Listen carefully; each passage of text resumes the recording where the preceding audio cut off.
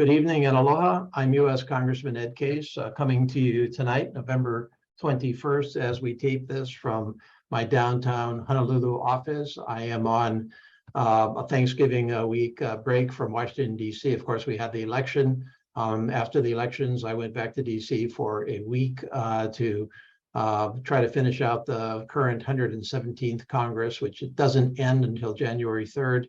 And then obviously get ready for the next Congress. So it's a very, very fluid time. I'm in Washington, D.C. as we have large issues still to finish in the current Congress, including the funding of our federal government for the current fiscal year. And I'm working hard in my appropriations committee to try to get that done. But again, also come January 3rd, things start fast and furious all over again with a 2-year Congress. This is another talk story in which I asked some prominent guests to join me for a particular issue discussion. Originally, we were trying to do this live, but apologies, technical difficulties. So we're going to move to recorded and try to get to you the same spirit of the discussion that we were intending in the live discussion. As always, what I'll do here is I'll just give some introductory remarks on our topic, which is illicit drugs in Hawaii, a critical topic of growing concern, of growing interest. I'll introduce our guests.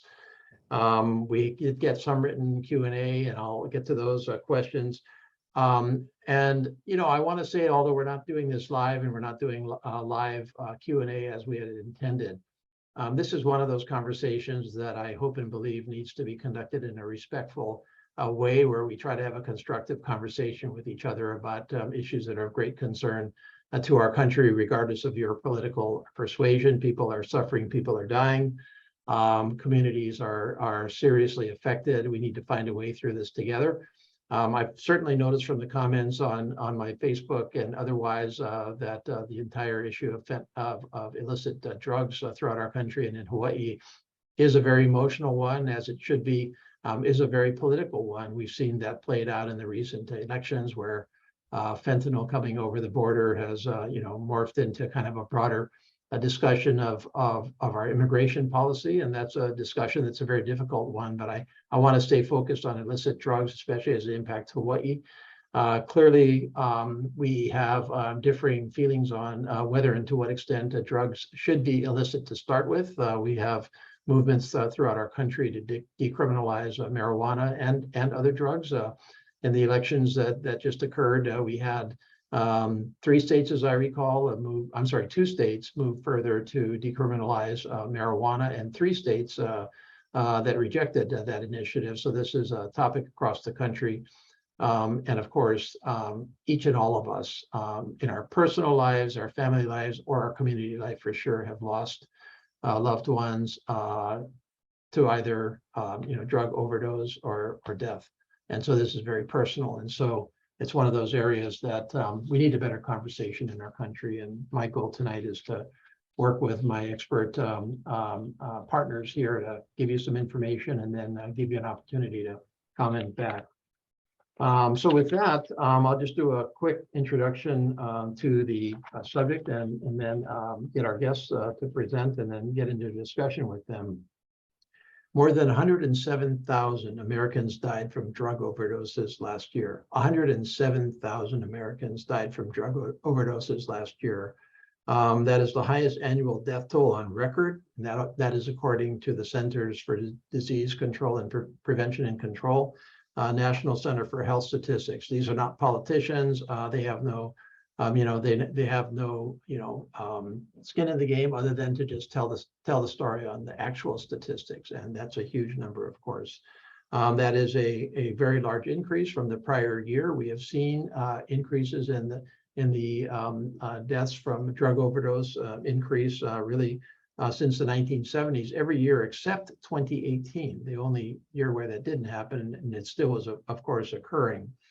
We have also now seen a tremendous increase in drug overdose deaths among teenagers, which have risen sharply over the last 2 years.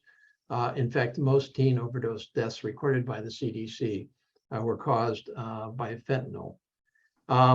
A word on fentanyl, and I've got the experts here, but I'll attempt it. Fentanyl is an opioid. It is highly synthesized. It is highly more potent than heroin and morphine, and it has been increasingly packaged in a way that makes it appear to like it's other drugs and is marketed as other drugs, and can do great harm in a very short period of time. And so fentanyl in particular is of great concern right now, as we've seen that increase across our country and now here in Hawaii. And that's one of the reasons for doing this tonight, is that it is clearly here in our communities and a major and growing concern.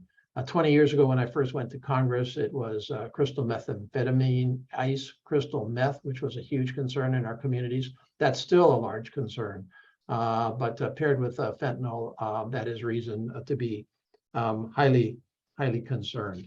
The statistics in Hawaii are pretty sobering.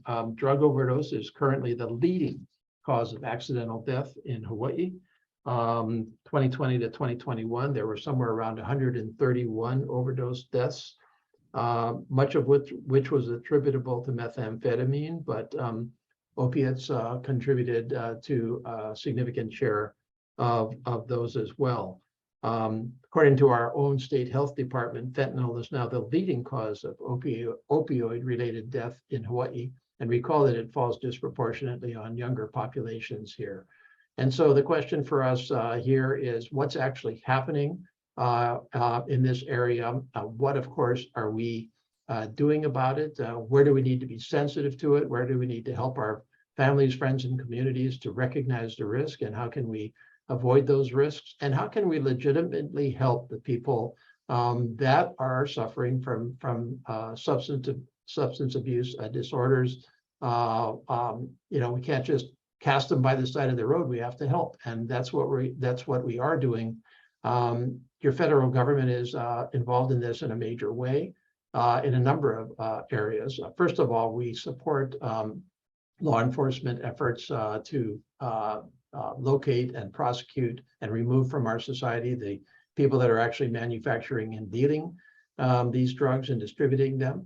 We'll talk about that a little bit. And we are also very much in the areas of helping those in need through the support of state and county government efforts, as well as incredibly committed nonprofit organizations and individuals who are very committed to addressing the realities of widespread distribution of very dangerous drugs and the consequences that they cause to communities and to families and to people throughout our society.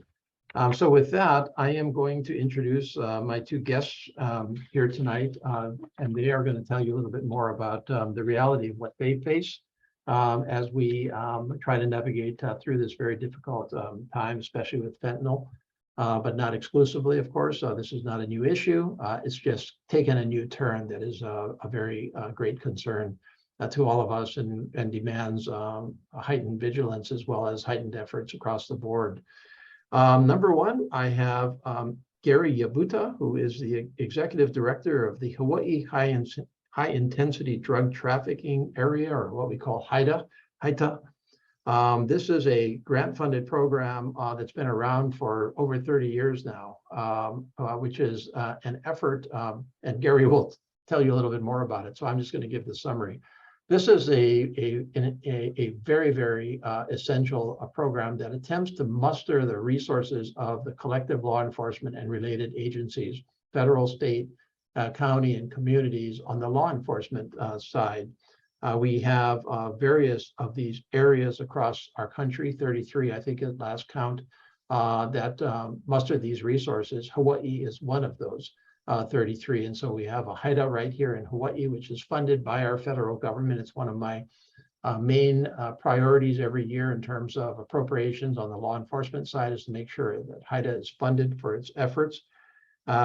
Gary is the Executive Director of Hawaii HIDTA. He was, prior to that, Chief of Police for Maui County, was a sworn officer for the Maui Police Department for 31 years, and has been in law enforcement and criminal justice for 39 years. He has been integral to these efforts for a long time, and we'll get into those. I also have with us Heather Lusk, who is the Executive Director of the Hawaii Health and Harm Reduction Center. Heather has over 30 years of experience that's dedicated to reducing health disparities and stigma as it relates to HIV, viral hepatitis, and other chronic conditions linked to substance abuse. So as we all know, and Heather will get into, not only does substance abuse lead directly to serious harm and up into and including drug overdose death, but there's a whole range of health consequences that accrue from drug abuse, and HIV and viral hepatitis are some of those. She is the chair of Partners in Care, board member in Oahu's Homeless Coalition, co-director of Hep Free Hawaii, and her focus area is really trying to handle the integration and intersection of all of mental health, substance abuse, homelessness, chronic health, and the criminal legal system. So she's a close partner of Gary's, and I think they'll get into that. So with that, I think I'll start with you, Gary. Can you please just run with it? What exactly are you most concerned about? What are the things that are coming at us here in Hawaii that everybody should know about? What is HIDA? What do you do? How do you work with Heather and others? And how do you think we all need to approach this? And I guess more directly, how can I help? Well, thank you, Congressman. And you've been helping law enforcement and public health and social services for forever. So we're very grateful for your services to all of us and for the state of Hawaii. I'm Gary Yabuda. I'm the executive director for the Hawaii High Intensity Drug Trafficking Area. And like you said, we became a HIDA region. You have to be Congress appropriated, but you have to have a drug problem, a drug epidemic, actually. In 1999, Congress recognized the fact that we had a methamphetamine epidemic in Hawaii. And unfortunately, that was a qualifier. And unfortunately, we became a HIDA because of that unfortunate condition of being a methamphetamine capital, actually, at that part of the world. And so we received funding to support state, federal, and local law enforcement to work together to form combined task forces to fight drug trafficking here in Hawaii. So we have task forces throughout the state: Maui, Big Island, Kauai, and here on Oahu. You said it most, that fentanyl is our problem right now, and it's our problem here in Hawaii. And I hope that somebody will say, Gary, you were wrong 5 years from now. You're a Cassandras. Gary, you were just telling a lot of smoke. But we have to signal the fact that there's a red alert here in Hawaii, and people are dying, increasingly dying from fentanyl overdoses. In 2021, and we rely on medical examiner drug-related death data, 48 people in Hawaii died of fentanyl overdoses. Now that's an increase from 28 overdose deaths from fentanyl in 2020. And we started the baseline in 2016 when we had 13 deaths from fentanyl, and in 2017, 10 deaths. So we see the increase in fentanyl. What's most alarming to me as a HIDA director is I got 32 colleagues throughout the nation.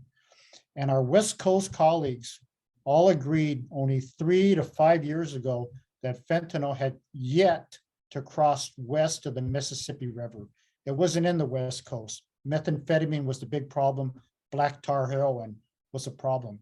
Now the West Coast is being flooded with heroin, and it's coming to Hawaii increasingly.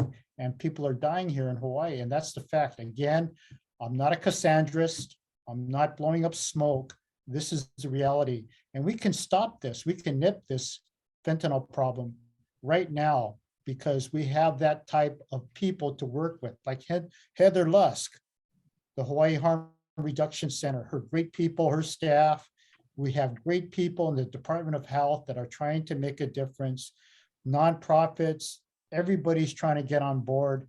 And most of all, people like you, our congressional delegates that are stepping up to the plate and are addressing this face on rather than trying to hide from it.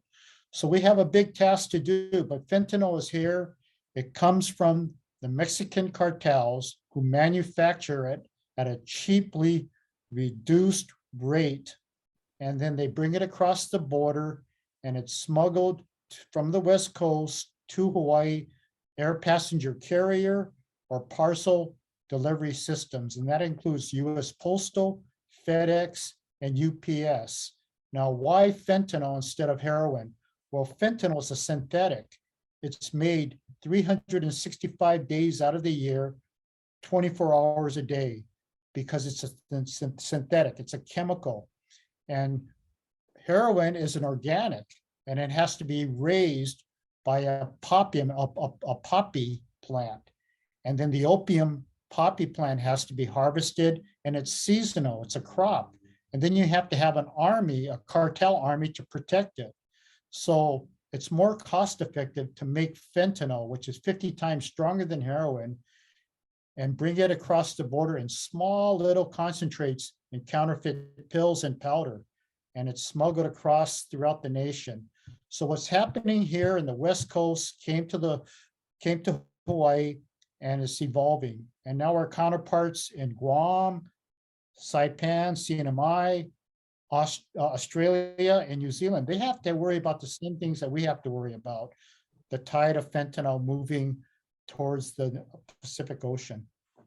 Okay, I got plenty of questions for you, Gary, but I'd like to go over to Heather for a while. And I guess, Heather, the basic question is how is fentanyl showing up in your work right now? And what are your alarm bells? And what do you think people need to know the most about, not just, I don't want to make this all about fentanyl, because it's not all about fentanyl, but that's clearly what is sending alarm bells. We've had crystal meth for a long time.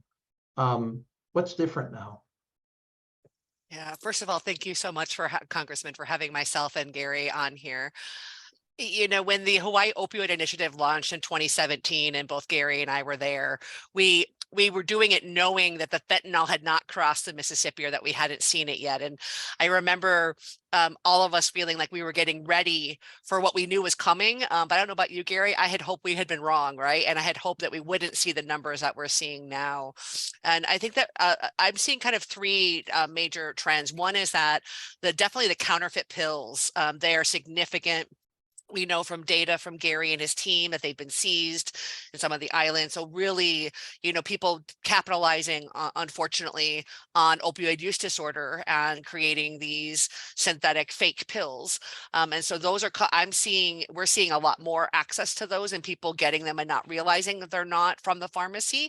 And I think what's important too is it's not just opioid fake pills. It's also benzodiazepines or Valium or different types of pills. And so this idea that unless you know where it came from the pharmacist and from the pharmacy, please be wary, because that idea of one pill can kill is unfortunately true if it has enough fentanyl in it.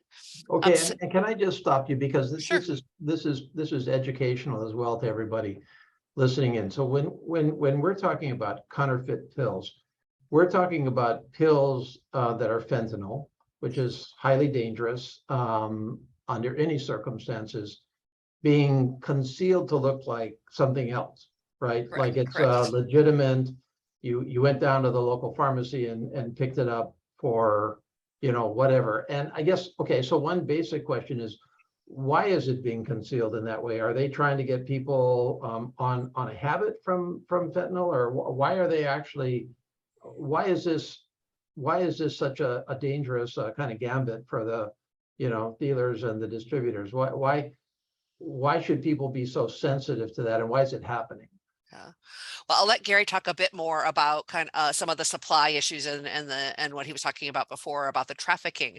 But I know from working with clients that have had contact with these or gotten them, that the big issue is that they can look very much the same. It could be the same color with the same imprint, that if you were to look online in the drug catalog, it looks like it's supposed to be a hydrocodone or another type of pill. But I think that the piece that's been particularly troublesome is that as people who have have had legitimate prescriptions for pain because we've needed to kind of clamp down on either overprescribing, right, or the, folks that we're using the prescription drug monitoring program here to ensure that people aren't going to multiple doctors. But we've also seen, Congressman, unfortunately, people that might have legitimate prescriptions no longer get access to those because of understandable some fear. For a while, the CDC was really recommending to lower doses. We now just got new CDC guidelines that actually said we're under medicating pain. So one group is people that have pain that feel like they can't get it from their existing medical institutions, and so they are going to the illicit market thinking they're still buying pharmaceuticals that have been tested, but they're not. They're buying these counterfeit, pills.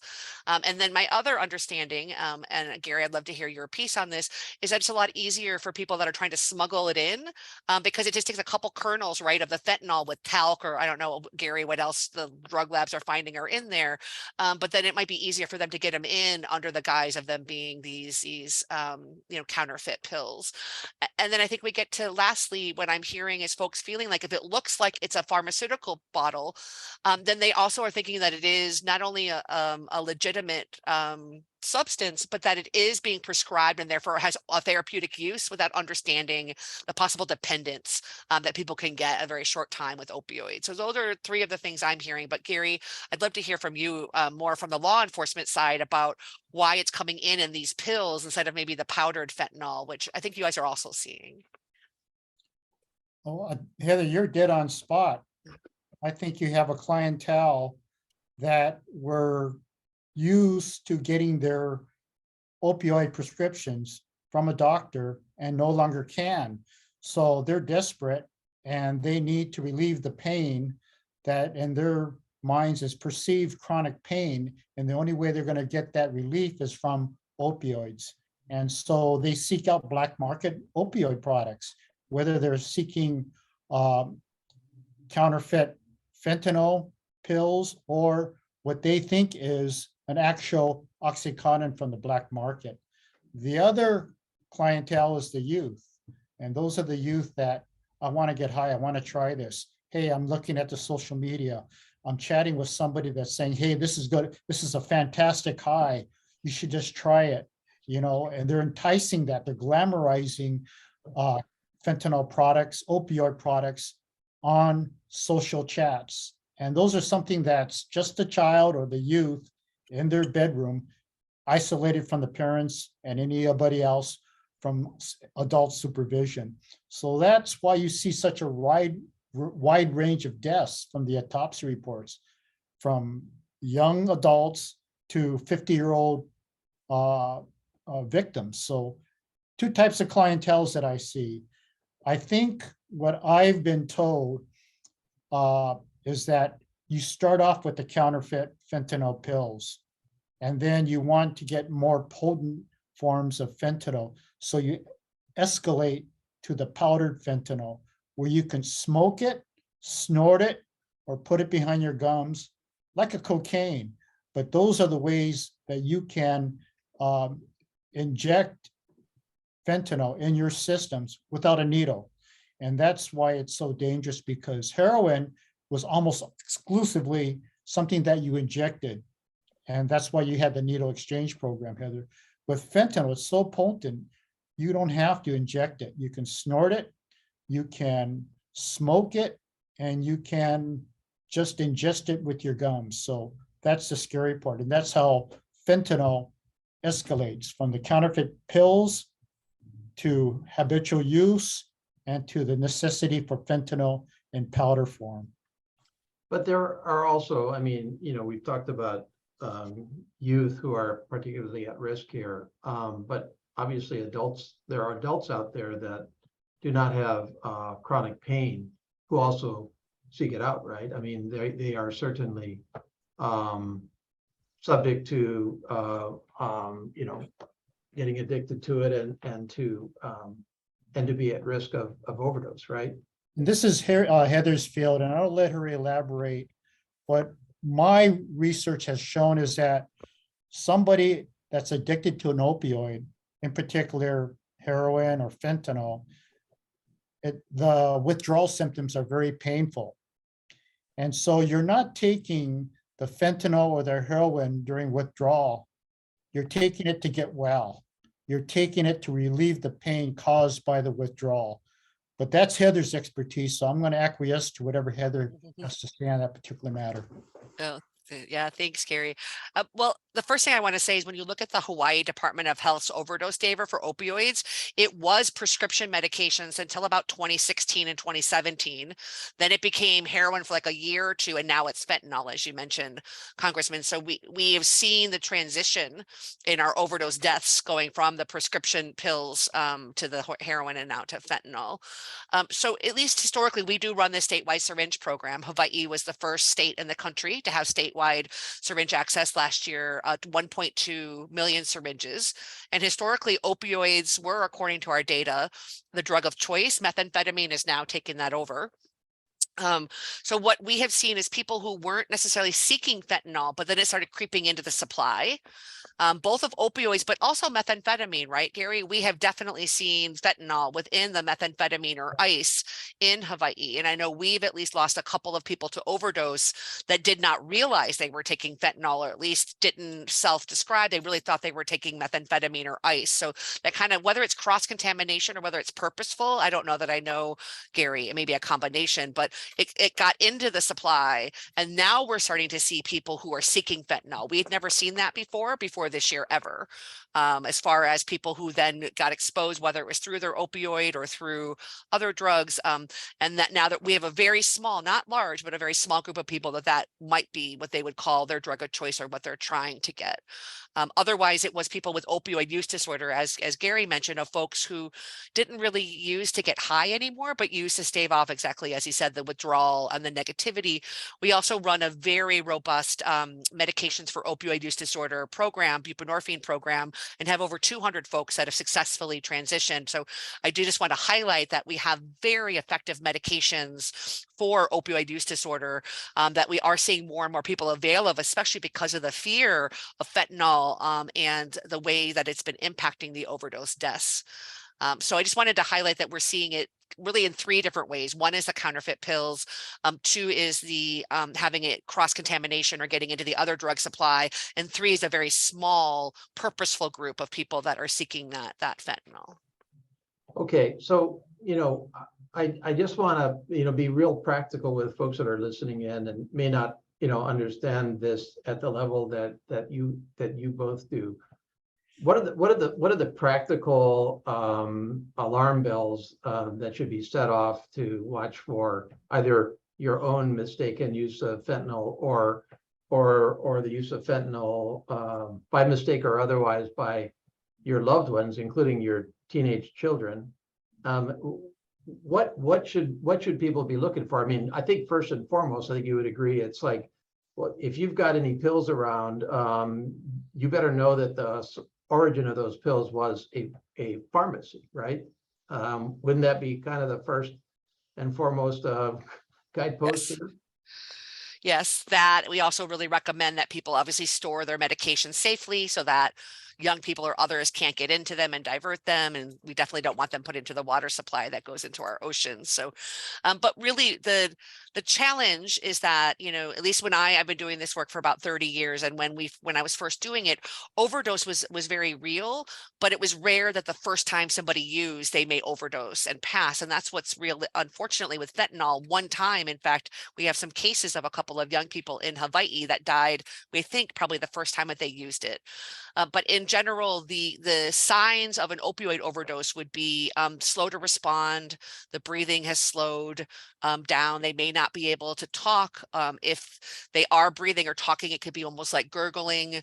Because of that reduction in breath, they may have purplish or blue, fingertips or lips, things like that. And those are indications that somebody's experiencing an acute overdose where their breathing, their respiratory has slowed down because of the opioid. And as Gary mentioned, fentanyl can be 50 to 100 times more potent. And that person needs naloxone. And so I did really just want to do a plug that one concrete thing that people can do is to to get and have naloxone available if any of your kapuna have opioid medications, in case they forget and take too many. If you have anybody that might be taking it, having access to naloxone, it's a very safe drug. In fact, the FDA is considering making it over the counter. And by having that, you would be prepared just in case somebody's breathing slowed or stopped, that you could save their life while you're waiting for EMS. And so we've distributed almost 20,000, I can't believe I'm saying that, Congressman, 20,000 doses of naloxone this year alone, compared to less than 7,000 doses last year. And really want to thank the Hawaii Department of Health, colleagues like Gary and Haida getting it out to law enforcement. So that's the sign of an acute problem, that somebody may be struggling to breathe or not be responsive, and naloxone is the answer. Where do you actually get it? So you can get it. We do have a Act 255 was passed in Hawaii that does allow pharmacists to prescribe, so you can get it from pharmacies. But the other place you can get it and get it free is from my agency. So if you go to hhhrc.org, we have /naloxone. You can put your name into a form, and we will actually send people naloxone in the mail, because that's how much we believe in getting it out there, and making sure that people have access to this life-saving medication. So that's fundamentally, that medication is fundamentally an emergency medication to stabilize somebody who is or may be going into an overdose situation. So if you're taking legal opioids, or you fear that you might be in a situation where somebody around you might be taking legal or illegal in a way that would trigger an overdose, that's what you need around. Yes, and especially with fentanyl, because it's so potent.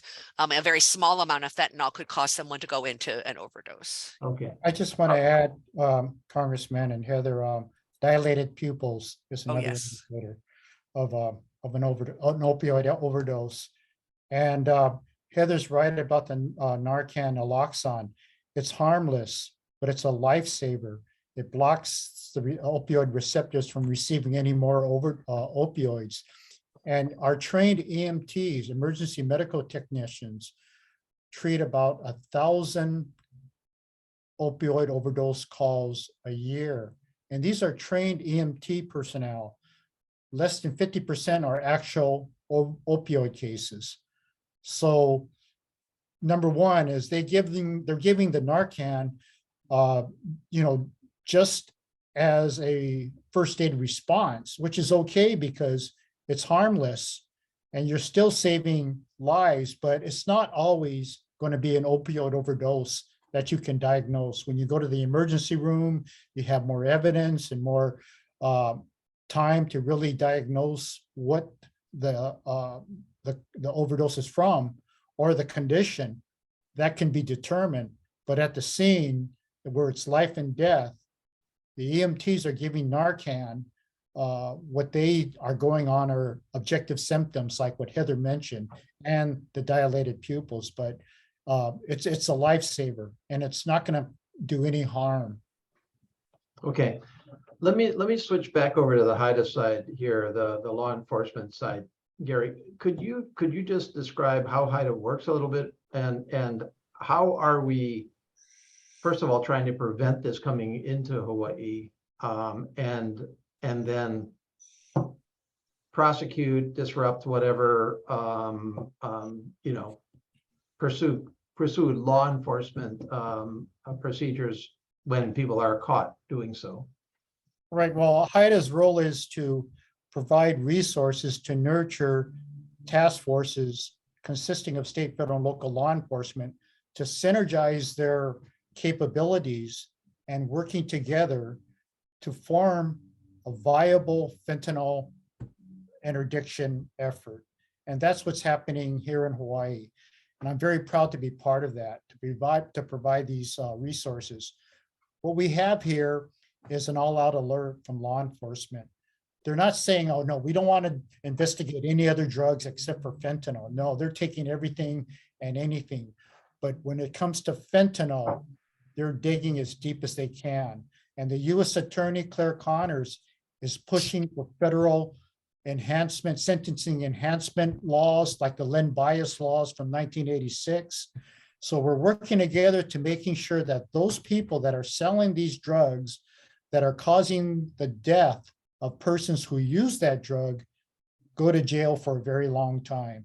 So that's on board, but every police department and every HIDTA task force are working together with their federal counterparts, DEA, FBI, Homeland Security Investigations, Department of Public Safety, our deputy sheriffs. These task forces are out there in alert, looking for the fentanyl dealers. Now, you mentioned how it gets here. Yeah, we have interdiction task forces that are at our airports, our wonderful CBP people that are doing that at the international ports and airport arrivals, and our parcel delivery systems, UPS, FedEx, and our US postal systems. But Congressman, we're overwhelmed. We have about 50,000 people now coming into Hawaii every day. And we have a whole Walmart full of parcels being delivered every day. So we can't be everywhere. We can't search every parcel and every air passenger carrier or their luggage or their baggage. And so we have to rely on intelligence. We have to get front end of intelligence of who's bringing it in and target specific people. And that's what we're trying to do.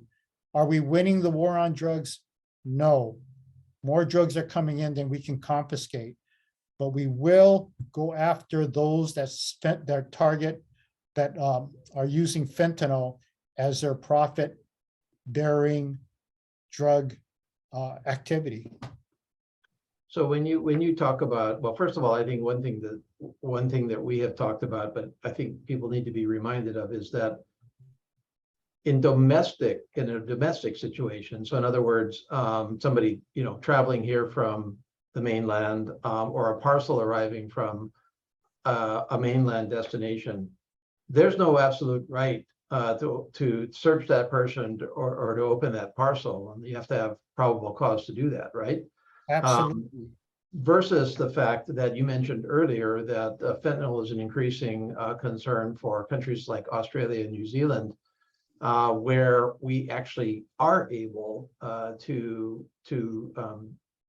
search parcels leaving our country and going to other countries. And I've actually been to Customs and Border Protection's operations and watched them in action on that. In fact, the day I was there, there was a significant drug bust that was headed to one of the other countries I mentioned. And that was, but that option is not available. And so, as you point out, if we're going to continue to let people travel here and ship boxes in for what we want here, it's not going to happen solely by a whole bunch of machines at the airport or things tracing people, right? You really have to go to the source, the dealers themselves, the distributors, the middlemen, the whole gamut, right? Absolutely, Congressman. People have their Fourth Amendment rights. And so law enforcement cannot and should not indiscriminately search people or their articles without probable cause, or at the very least, reasonable suspicion. Right. And let me go to, I mentioned it earlier that the whole issue has become quite politically charged. And one storyline is the raw materials for fentanyl are manufactured in China, exported to Mexico, synthesized in Mexico, bundled up and smuggled over the border to the West Coast and other areas, and then distributors take over and arrange for them to be mostly air freighted to Hawaii in small parcels. I guess my real question is, what's the truth in all of it? What's actually happening? What is the distribution chain, and how are we working, or should we be working to disrupt that chain? Yeah, I know that there has been past administration attempts to work with the Chinese government as far as curtailing fentanyl precursor chemicals from being manufactured, let alone shipped to Mexico to manufacture the final product of fentanyl and methamphetamine, by the way. These precursor chemicals all come from China and India. I've been told that one of the problems is that the Chinese government doesn't have as much control as we think that they have on these particular manufacturing companies. And there's at least 4,000 chemical manufacturing companies in China. And they're overwhelmed in that respect to making sure that none of these 4,000 chemical manufacturing companies are producing precursor chemicals for fentanyl and methamphetamine to be exported to Mexico for final product. And these precursor chemicals, are they used for a variety of purposes, not just the manufacture of methamphetamine and fentanyl? Or are they specific to methamphetamine and fentanyl? So that's the only reason. If you're going to produce them and ship them, you only have one reason for doing so. Absolutely. It's the only reason. They have no other use other than to make illicit drugs, and that's Okay. fentanyl and methamphetamine.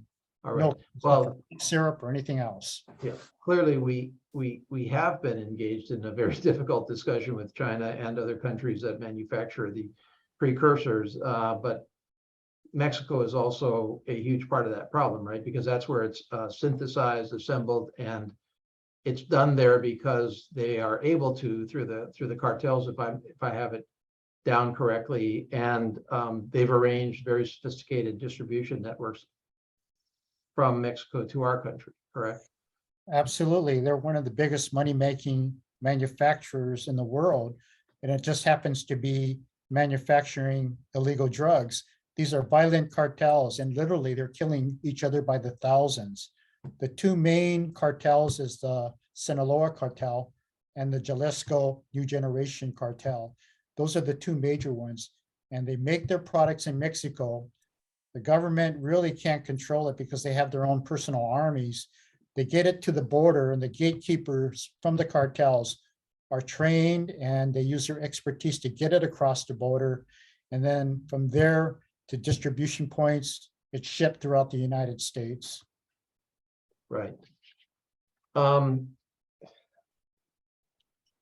Okay, I think I guess I have to say this because we are trying to be, I'm trying to be transparent in terms of what the issues are. The border is an obvious issue here, and I don't want to get into a debate over immigration policy in our country. But certainly border security is part of this. I actually was able to talk with one of the former directors of the Department of Homeland Security actually 3 or 4 days ago in DC, and asked him straight up, do you think that the importation, illegal importation of fentanyl into our country, what would be the effect? How is it getting in, and would it make a difference if you actually had a wall along the entire southern border? And the answer was probably more sophisticated than that. Probably more sophisticated supply chains, trucks and other things that are coming in legally.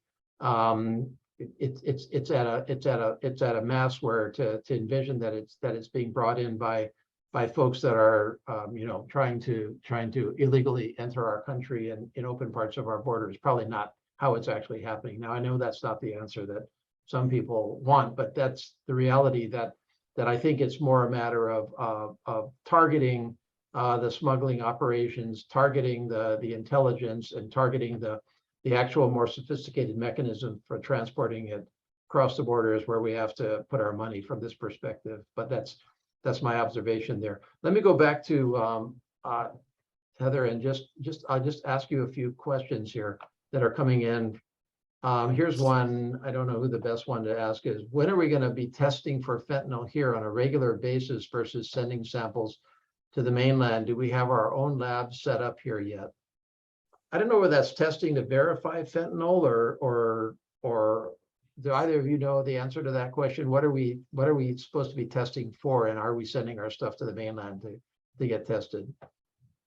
Well, on the law enforcement perspective, we have field testing devices, portable spectrometers that are able to determine whether a particular sample or particular item, what type of drug it is, not only fentanyl, methamphetamine, and so on, cocaine. And then from there, that supply of wherever that sample came from is seized by the law enforcement if it tests positive at the field level and is sent to a laboratory with the Honolulu Police Department, who has the scientific capability to determine and authenticate the contents of that particular evidence seized, and that's court sanctioned as well. They also have the option of sending it to the DEA Southwest Laboratory for testing, but that's time consuming because they're backlogged. So Okay, we have so the we do have the capability to test for fentanyl here in Hawaii. right. Okay, all right. I would like to say, Congressman, most of the time, though, it's going to be sent because the DEA will probably be handling that particular case. They'll send it out to their own laboratories. But other than that, local law enforcement, state law enforcement, the Honolulu Police Department will do the testing for all neighbor islands and the city and county of Honolulu. Okay. But you're saying that by the time it gets to the point that they're actually testing for fentanyl, oftentimes the case, I guess I would say, has moved to DEA or a federal component.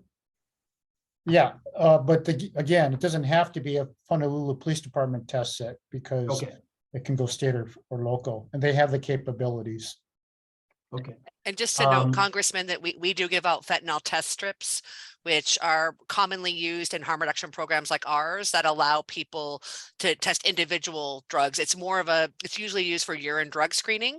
But that is something that we provide so that folks can test and know what's going on with their supply. We don't do a lot of it, but we do have some. And I will note that for our urine drug screens where we test for fentanyl, that's also done in state. So the labs also have the capacity to be able to do that when we're trying to monitor somebody from a health perspective. Yeah, Heather, I'm thinking about what we have talked about with you so far, and it strikes me that I'm not sure I fully understand what exactly you do what does it mean, harm reduction? I guess what are you actually trying to? I thought I understood it, but now I'm not so sure I do. Sure. So, and how do you partner with? You and Gary are great partners on this. We are. And one of our questions is there any such partnership going on? And you guys are define that already, but what does it mean, harm reduction, and what do you actually accomplish? Sure. So at least our agency, we define harm reduction as a public health approach that acknowledges that there's a wide variety of reasons that people do what they do. And that for people for example, that use substances, that they still deserve access to healthcare and support, even if they may not be able to stop using. And so harm reduction uses a non-judgmental approach to try to support people, meeting them where they are. To be able to support them in making healthier changes in their lives. So syringe exchange is probably a perfect example of that, Congressman. Well, obviously, most folks don't wake up deciding that they're going to use a needle or inject or try to move to being somebody who injects drugs. At the same time, we know that by injecting, you can get HIV, hepatitis, endocarditis. And so that's why Hawaii was the first state in the country to decide that the risk of HIV was actually greater than the risk of or understanding that people were using needles to inject drugs. So harm reduction really, again, uses that approach that people, even if they're still struggling with something like substance use, still deserve access to services that will help save their lives and make their lives better. And as far as Gary, I really appreciate the first time I met Gary was at the Hawaii Opioid Initiative, and he said we can't arrest our way out of this crisis. And I agree with that. And so the public health, public safety perspective, which is something I really believe in, and I believe Gary does too, there's times when we very much need our law enforcement partners to be able to, whether it's seizing these large amounts of fentanyl and getting, the dealers and holding them accountable. And there's time when we believe that the substance use use disorder is a health issue, and the individual needs support, treatment, not necessarily incarceration. So I think that really, Gary, I'd love to hear your perspective, but I think particularly having, I do consider myself to be a harm reductionist and also have one of the top drug enforcers in the state. To have us, I consider Gary a good friend, that together we can balance the public health, public safety response to this issue. But Gary, I'd love to hear your perspective on what I said about public health and public safety. Well, I don't think we can have a better harm reductionist leader than Heather Lusk. We're so very fortunate, Congressman Case. And not only are we good friends, I consider myself a harm reductionist now through Heather. And it's important for me to give information to Heather about, hey, we have this black fentanyl product that we found in the mainland from Texas or Arizona, just to give you the heads up of what's out there now. And so she can do whatever she wants with that information. She'll pass it on to her people to be cognizant in case they come across that in the streets. We can tell Heather, we have crack cocaine in Chinatown now. That was unheard of 5 years ago. We have crack cocaine in Hawaii. Let's admit it. So that type of information is important for me to get out to public health, harm reduction, and our medical people as well. And that's an exchange of information. And I don't expect Heather to give me information because she has to protect her clients. And I respect that 100%, but her open source data is important to me. When she issued out 1.1 million needles, syringes in 2021, that tells me that we have a heroin problem, a sustained heroin problem. So we're not after heroin users. We're not after drug users. We don't want to put them in jail. We want to put the sellers, the traffickers, the dealers in jail. And so we want to work with Heather and help Heather and her people, because I am a harm reductionist. I consider myself a proud harm reductionist. And we interact, and we are continuing to interact, because that's the only way we're going to win this war on drugs, by working together. And I just happen to have a dear friend next to me right now. So that gets us to one of the questions, which I think we've answered, but I'll just express the question. Why do we have two organizations dealing with hardcore drug impact? Why can they not form one group working together with one goal? Sharing energy, ideas, and communication would be better and faster. Well, I think what I heard is the answer to that was you are working together with one overall goal. You are sharing energy, ideas, and communication. But you have two separate roles, and to merge those two roles into one organization would probably risk the goal that you are trying to pursue in each of your separate organizations. In other words, there's a place for the intersection of your two groups, but also a place to keep them separate. I guess that would be my answer. Is that about right? Yeah, absolutely, Congressman. Again, one component of the Hawaii HIDA is the overdose response strategy, which is a partnership with the CDC and public health and harm reduction. Absolutely.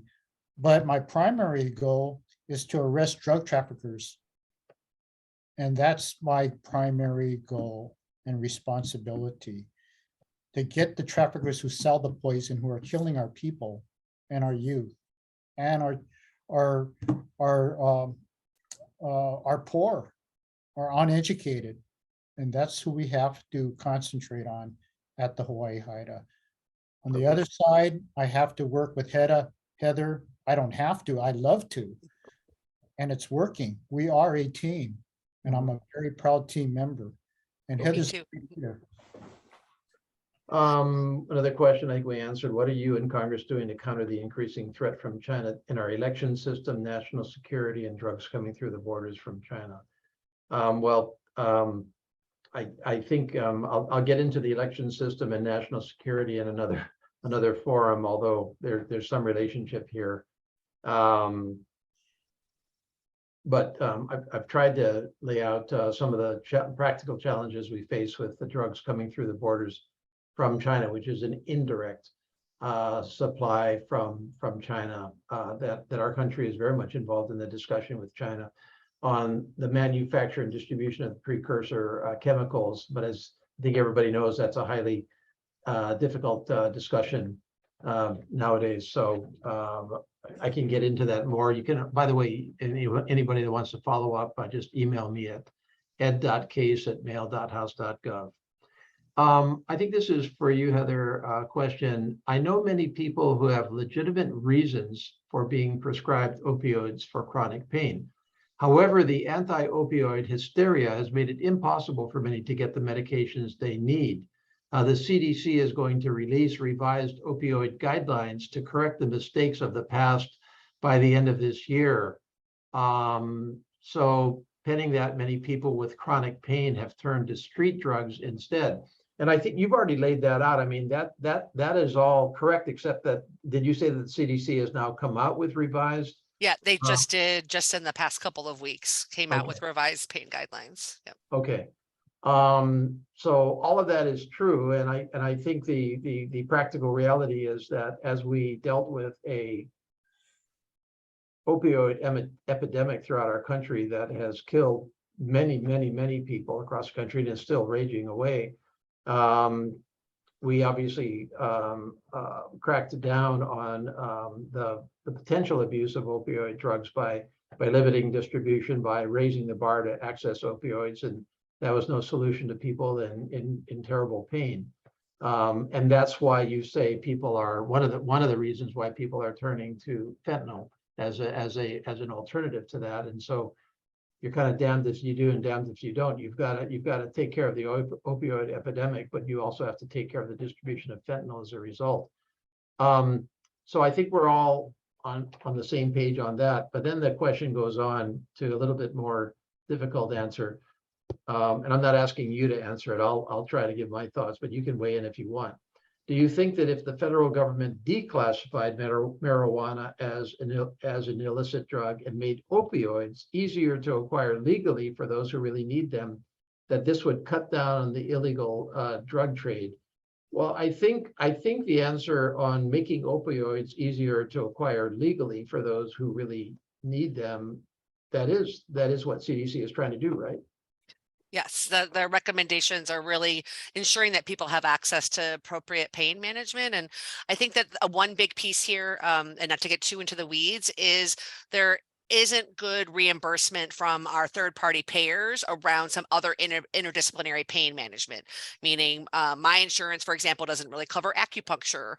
So some of these, part of why we got here is shows some research that people, all they got was that 5 or 10 minutes with their doctor, and so they gave them the prescriptions they had access to, instead of looking at pain in a much more interdisciplinary way, whether that's bringing in social work, which I am, so I'm biased there, but bringing in the emotional component, bringing in other types of pain management. So there is a growing movement to look at how can we revise reimbursement for these other types of pain management, so that we provide more options for folks.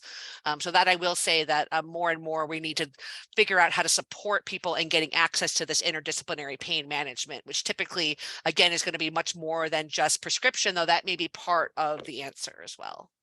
But by the same token, you gave other reasons. You both gave other reasons why fentanyl is such a potent drug abuse. So just because we make it easier for people to legally acquire opioids for pain management doesn't mean that fentanyl is going to go away. We're still dealing with the attraction of a very potent drug being used by people that don't know, that are susceptible to great damage as a result. So it doesn't remove fentanyl as a problem just because we move in that direction. I don't want anybody to be under any illusions about that. And then the second part was, if the federal government declassified marijuana, would that cut down on the illegal drug trade? I think we would have differing answers to that. The question there is whether the federal government should declassify marijuana as a Schedule I drug, and that is a very complicated question in my mind, because many parts of our country have in fact moved in the direction of decriminalizing up to and including pretty open legalization, although that's only one state so far. But we're in various ways, shapes, and forms of decriminalizing marijuana, especially for medical marijuana. My own answer is I don't think that the declassification of marijuana is going to reduce the risk of fentanyl, but that's my answer. And there are probably others that have a different answer, but do either of you want to weigh in? Otherwise, I can rest on my answer and move on. Well, I'm totally against legalization of marijuana. And basically because I believe it's a gateway drug. Those states that have legalized marijuana, it didn't reduce the use of harder drugs. In fact, it pretty much is a mess, and Colorado is a pretty good example. I believe that marijuana is a drug that is fat soluble, meaning that it just doesn't dissipate from your body after a few hours. It stays in your system. And that's particularly alarming for our youth that use marijuana because they go to school, they have to go to classrooms. And if they have an influence of marijuana that lingers in their fatty tissues of their brain, like PCP in the old days, well, then they're under the influence. And they deserve a chance. They deserve a chance to make decisions later in their adult life, but not while they're trying to learn how to be an adult.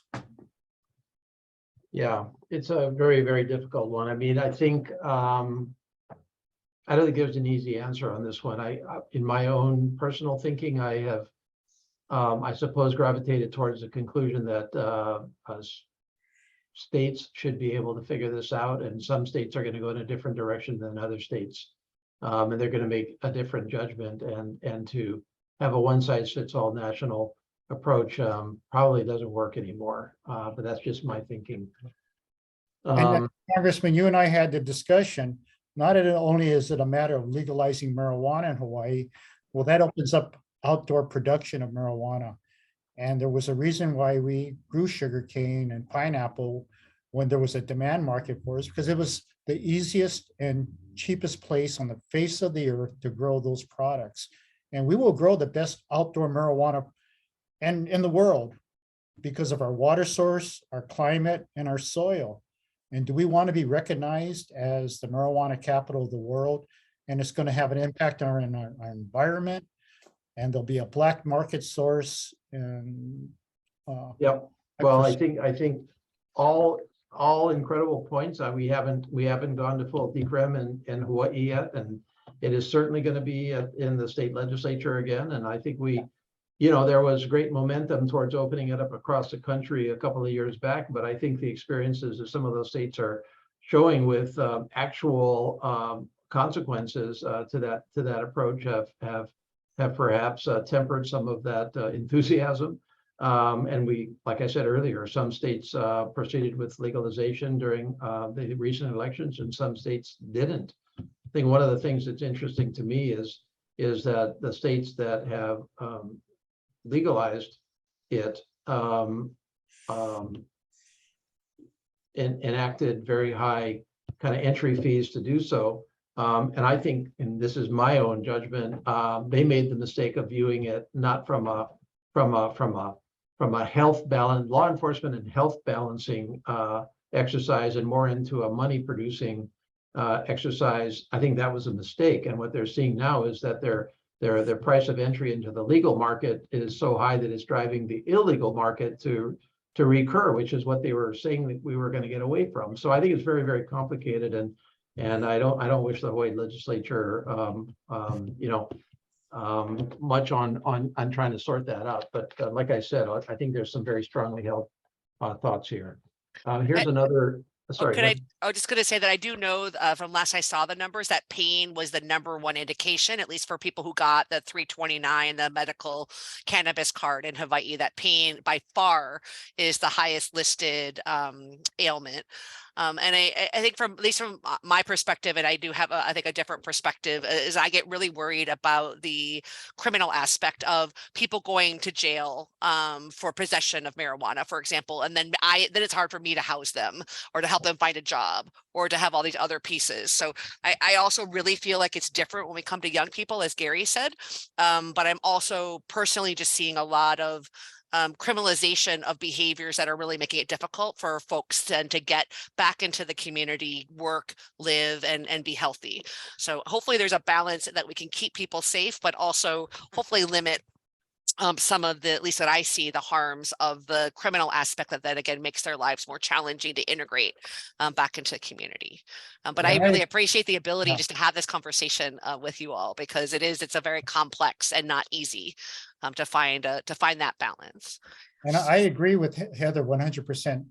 Marijuana laws need to be decriminalized, but not legalized. I believe that those that use marijuana as a money-making issue by virtue of the taxation, there's going to be a social price tag that's going to overwhelm that particular profit. Good. I'm glad we got the recording back. We're almost pow here. Another question. I don't understand it, so I'm going to give it to you, Heather. Aloha, are you aware of recent advances in opioid-free and opioid-sparing anesthesia, OFA/OSA care techniques, and how they can prevent patients who are opioid naive and patients who've experienced opium use disorder, OUD, from being exposed to addictive opioids? Would you be interested to learn more and discuss funding to educate surgical and anesthesia providers about OFA/OSA? Mahalo. Does that make sense? I mean, it makes sense to me. I just don't know the answer. I don't either. I'm not yet, because I'm not an anesthesiologist, but it sounds like they're trying to look at non-opioid related ways that people might be able to go into surgery or do things like that, which I think the more that we have these options, better. But yeah, I'm not. Okay, let's see. That's all the questions that I have. I think I feel like we've spent an hour and 15 minutes here and only scratched the surface of what we need to be talking about. I think, is there anything that we have missed talking about that either of you wants to raise here that just you think we should just particularly emphasize to the folks that are going to listen in? I would. I think the biggest piece for me is that there's a lot of us that feel that connection is the antidote to addiction, meaning that connection, talking, breaking the silence around substance use disorder. So just really encourage folks, if you've seen a change in behavior in someone that you care about, if they're eating more, eating less, sleeping more, sleeping less, not talking, try talking story with them and just seeing how they're doing, because that we now have a 24-hour, as you know, the suicide prevention and the substance use line called the CARES lines, now 988 statewide. And there's people there that can help you, whether it's you're struggling with how to talk to your kid or whether it's your own person. Please consider calling 988 and finding out more about treatment options and about how to get linked to somebody who will listen. And don't be afraid to talk about it, because so many of us struggle, and just being able to talk about it can really help make a difference and hopefully link people to the services and support they need. Great. And Gary, just on the raw law enforcement side, where should people report, tips or concerns or anything else that might be helpful to Haida in your efforts to prevent the stuff from getting to Hawaii to start with? Yeah, well, that's a great question. I have it right here. I have the Honolulu Police Department Vice Narcotic Hotline, which is 808-723-3933. So anybody that has information about drug activity, drug trafficking can call this number. But I want to elaborate on the 988 number that Heather talked about, the CARES hotline. That's an all hazards line. So that 988 goes to a source, a 911 source, who can relay it to the CARES hotline or can deal with an emergency or even a report of suspicious activity like drug trafficking. So it's an important number for everybody to know. It's simplified. Before it was a 1-800 number, but now anybody can just remember 988 and call for help. All hazards help, suicide, trauma. There's no behavior that can't be reported where they can't get you to the right person or right agency for help. Okay, great. Okay, well, I think we're gonna have to leave it there. I think the bottom line here is that we all are facing increased concerns from drug overdoses and increased deaths from drug overdoses, led by continued growth in crystal methamphetamine, as well as now here in Hawaii, fentanyl, which we have to face the reality of that. We have your federal government together with state, county government, and our nonprofit and communities is taking a multifaceted approach to this. Of course, we have the high intensity drug trafficking area here, a very specialized federal effort funded by your federal government that targets a coordinated law enforcement approach, as well as great people like Heather Lusk at the Hawaii Health and Harm Reduction Center, which tries to deal with the real life consequences to people to reduce that harm to start with, but also take it from the perspective of folks that have been affected in trying to prevent and help them not to worsen the situation when they do get into that. And we all have to work together across the board on all of this. I'm sure I have a lot of questions still. I've taken a lot with me from this in terms of going back to DC to target some of the funding, the appropriations committee and otherwise on both the law enforcement and the harm reduction side. Clearly, we talked about the sources of fentanyl in particular being Mexico and China, which are huge issues that we must deal with to really deal cohesively with the entire issue. And for me, you've heard both Heather and Gary give you their contact information. I think I heard hhhrc.org for you, Yep, Heather. And then that's correct. And then for anybody needing help with anything, 988. And then I'm going to repeat the Honolulu law enforcement number for tips on this or anything else, which is 808-723-3933. Heather and Gary, thanks so much for spending a little time with us. Thanks for your incredible service. For me, please visit my website, case.house.gov, or email us at ed.case@mail.house.gov with any questions or comments. And so with that, we are going to sign off. Aloha. Aloha. Aloha.